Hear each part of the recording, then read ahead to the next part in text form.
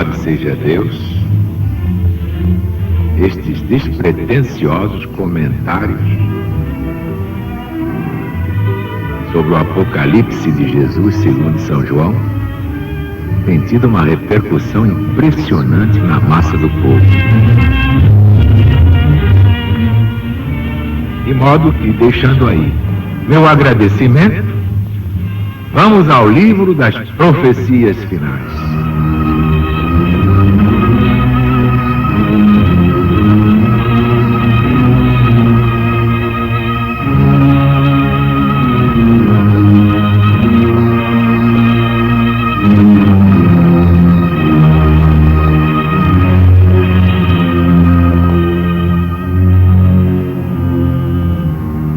Me deram uma cana semelhante a uma vara, e me foi dito: levanta-te e mede o templo de Deus, e o altar, e os que nele fazem suas orações.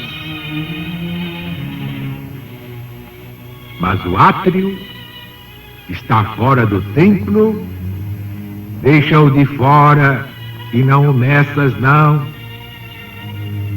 porque ele foi dado aos gentios, e eles hão de pisá-lo, e pisar a cidade santa por 42 vezes. E darei às minhas duas testemunhas, que vestidas de saco profetizem por 1260 dias. Estas são duas oliveiras e dois candeeiros postos diante do Senhor da terra. Se alguém, pois, lhes quiser fazer mal, sairá fogo das suas bocas para devorar seus inimigos. E se alguém os quiser ofender, importa que seja morto.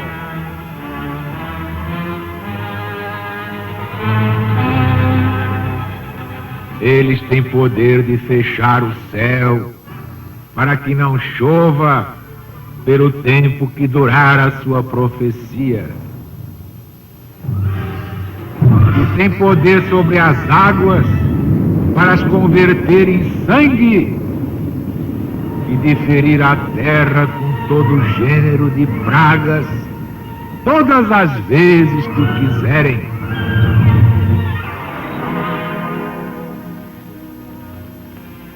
Depois que eles tiverem acabado de dar o seu testemunho, uma besta que sobe do abismo para a guerra contra eles e os vencerá e os matará. Seus corpos ficarão estirados na praça da grande cidade, que se chama espiritualmente Sodoma e Egito, onde também seu Senhor foi crucificado. E todos os das tribos e povos e línguas e nações verão os corpos das duas testemunhas estirados por 3 dias e meio, e não permitirão que os seus corpos sejam postos em sepulcros.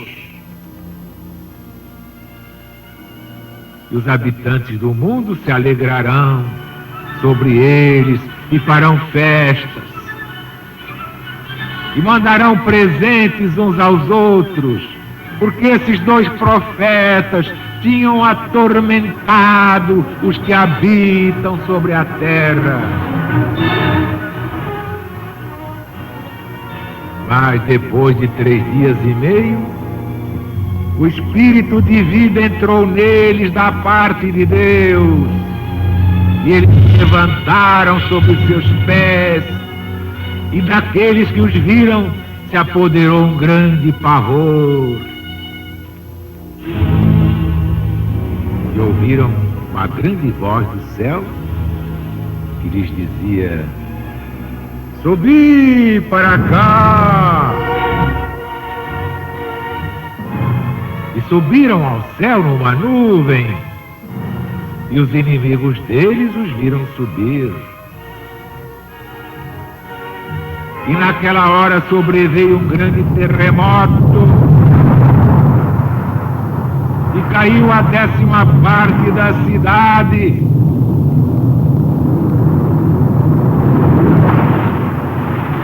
E foram mortos 7.000 homens, e os demais foram atemorizados e deram glória ao Deus do céu. É passado o segundo ai, mas eis aqui o terceiro ai que cedo virá.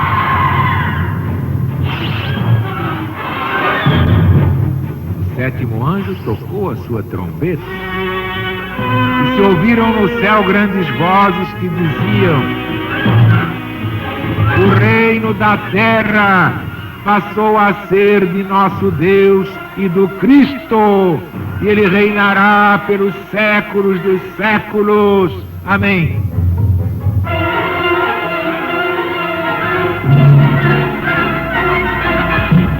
Os 24 anciãos que diante de Deus estão sentados nas suas cadeiras se prostraram sobre os seus rostos e adoraram a Deus, dizendo: graças te damos, Senhor Deus Todo-Poderoso, que és e que eras e hás de vir, por haveres recebido o teu grande poder e entrado no teu reino. E as nações se irritaram, mas chegou a hora da tua ira e o tempo de serem julgados os mortos, e de dar o galardão aos profetas teus servos, e aos santos, e aos que temem o teu nome, e aos pequenos e aos grandes. Chegou a hora de exterminar os que corromperam o mundo.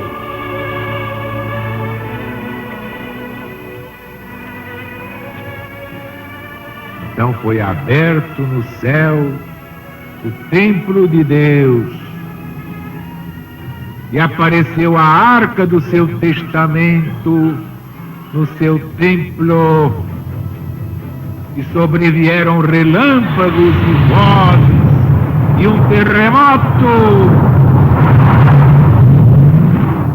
e uma grande chuva de pedras sobre o mundo.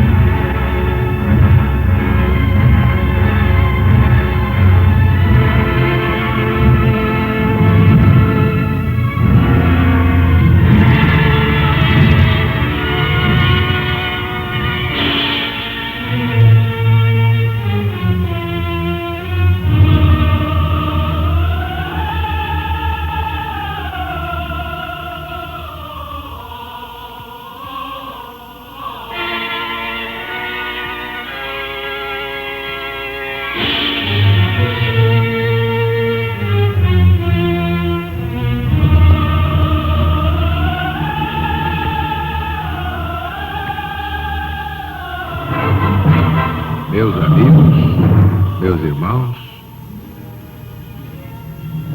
este é o Apocalipse, o livro das profecias finais. Este livro é de Jesus. João Evangelista foi apenas o psicógrafo e o médium vidente. Foi o homem carismático escolhido para esta transposição que transcende os limites do entendimento humano. Porque cada ciclo, o Apocalipse apresenta novos símbolos, novas personagens e novos acontecimentos. Vejamos aqui: levanta-te e mede o templo de Deus. Deus tem templo? Deus tem alguma igreja? Claro que templo aqui quer dizer a cristandade. Naquele tempo, uma cristandade reduzida, o cristianismo primitivo do tempo de João. Hoje é toda a cristandade, são católicos, protestantes, espíritas, judeus, muçulmanos, hindus, positivistas, brahmanistas. Que importa isso? Todos são evidentemente cristãos, como todas as religiões são naturalmente cristãs. Então o templo de Deus é toda essa cristandade. É a sociedade dos escolhidos de Deus, num só rebanho para um só pastor. Firme e imóvel, apesar de todas as incompreensões da má vontade humana. No tempo de João, primeira volta, essas perseguições, lideradas por Diocleciano. Mas o átrio que está fora do templo deixou de fora, não o Messas não. Por quê? Porque o átrio significa o exterior da igreja espiritual. Foi entregue à fúria e à profanação dos gentios. E agora? E agora? Está aí a abominação no lugar santo. É a desolação de que fala o profeta Daniel. E agora? Quem poderá sobreviver? E eles vão de pisar a cidade santa. Quem é a cidade santa? Como é que ela se chama? Terra Santa? O que é Terra Santa? Qualquer terra é santa, qualquer cidade é santa. Podre é a sua população, por isso sairá, será expurgada. Mas evidentemente a cidade santa é a própria cristandade, é a igreja do Cristo, mas na sua máxima amplitude ecumênica, todas as correntes congregadas, sem discriminações, sem sectarismos tolos, que haverá um só rebanho e um só pastor. E darei as minhas duas testemunhas, que vestidas de saco, profetizem por 1260 dias.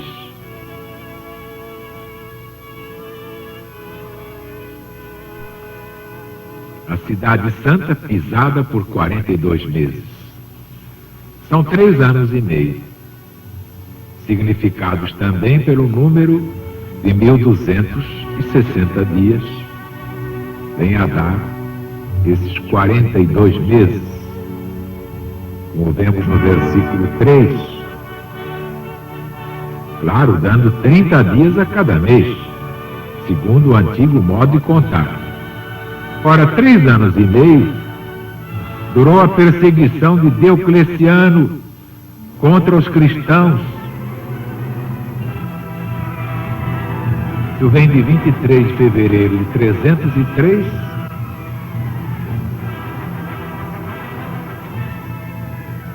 quando foi afixado o primeiro edital contra os cristãos em Nicomédia, que foi até 25 de julho de 306. É só fazer a conta.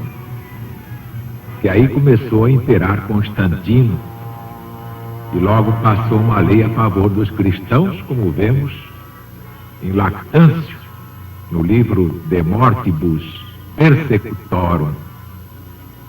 3 anos e meio tinha também durado a perseguição de Antíoco contra os judeus. Isto segundo a profecia de Daniel no Velho Testamento da Bíblia Sagrada. E estes mesmos 42 meses, ou 1260 dias, nos dão a entender que a duração das perseguições era uma coisa que não dependia tanto da vontade e arbítrio dos tiranos, mas principalmente dos desígnios de Deus. 2 testemunhas. Foram várias em cada volta cíclica. Agora são o Velho e o Novo Testamento, que são todos aqueles santos do Cristo de Deus, desde os primórdios da Gênese mosaica. Uma besta que sobe do abismo. Depois que eles tiverem acabado de dar seu testemunho, uma besta que sobe do abismo fará guerra contra eles, e os vencerá e os matará. Na primeira volta cíclica, esta besta é o Império Romano, idólatra, pagão, perseguidor implacável dos cristãos, como vemos no mesmo Apocalipse 11, 13 e 17. Esta besta simboliza todos os perseguidores que no decorrer dos séculos continuam a perseguir Jesus na pessoa dos seus emissários. O anticristo está aí mesmo. E os vencerá e matará. São João mostra nestas palavras a crueldade dos suplícios e o que prometiam os perseguidores: a extinção total da doutrina do Cristo. Isto se confirma de umas inscrições daquele tempo, achadas na Espanha, gravadas numas colunas que diziam assim: aos imperadores Diocleciano e Maximiano, por haverem dilatado o Império Romano, por haverem extinto os cristãos que destruíam o Estado, por haverem abolido a sua superstição, por haverem aumentado o culto aos deuses de Roma.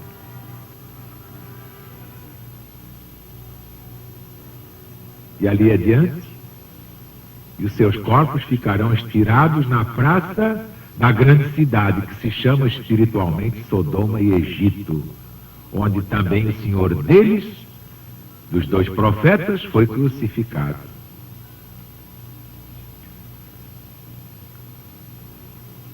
Sodoma é Roma pagã.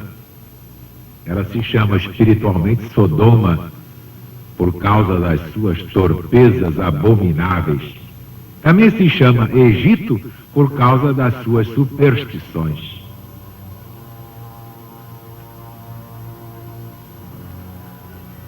Agora, aplicamos este texto às grandes cidades modernas, onde campeiam todos os crimes e se ostentam todas as devassidões.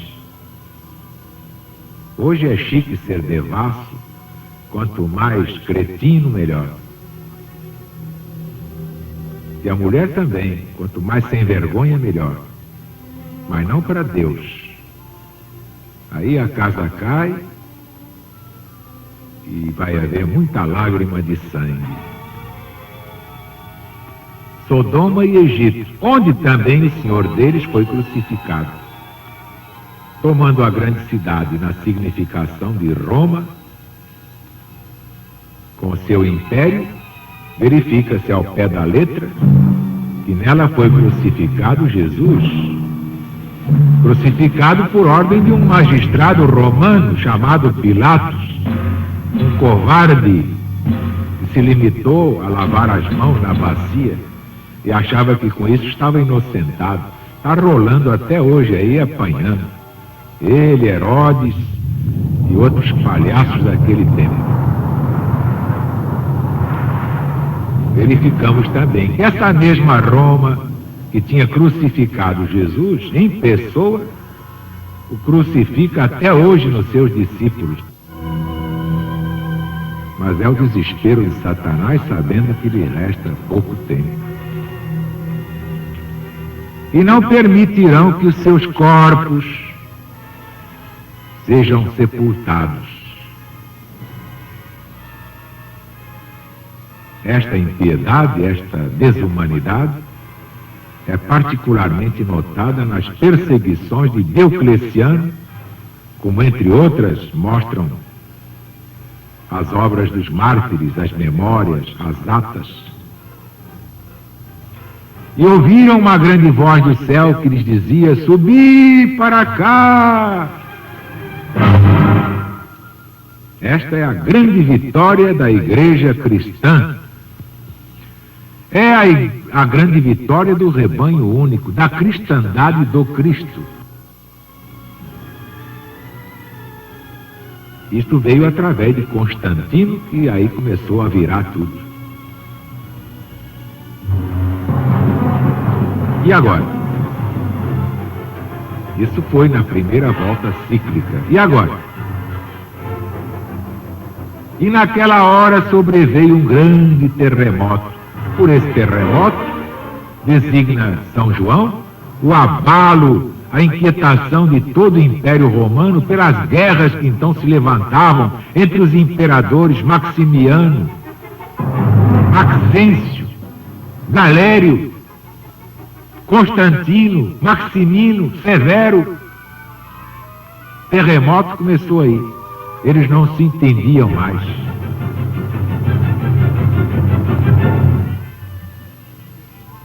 E eis aqui o terceiro ai que cedo virá. Aí é a ruína de Roma, do seu império pelas armas dos godos. Mas isso no primeiro acontecimento cíclico do Apocalipse. Depois, nas outras voltas, são outras terras, são outros guerreiros, outros nomes para os lugares e para as pessoas. Veja quem tem olhos de ver. Pudesse eu falar tudo já. Pudesse eu falar, mas isto não me pertence. E o reino deste mundo passou a ser de Deus e do Cristo. Prova que a terra ainda é reino de Satanás, até 99.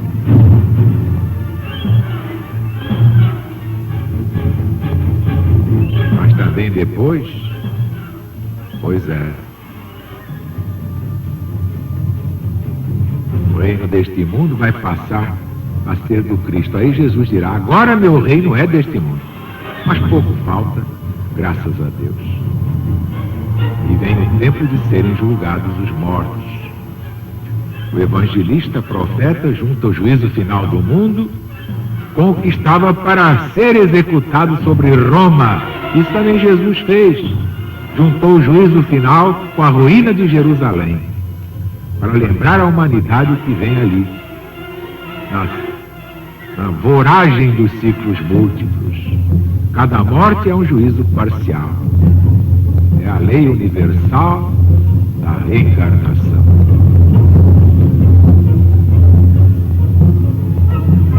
Bem, meus amigos, meus irmãos, amanhã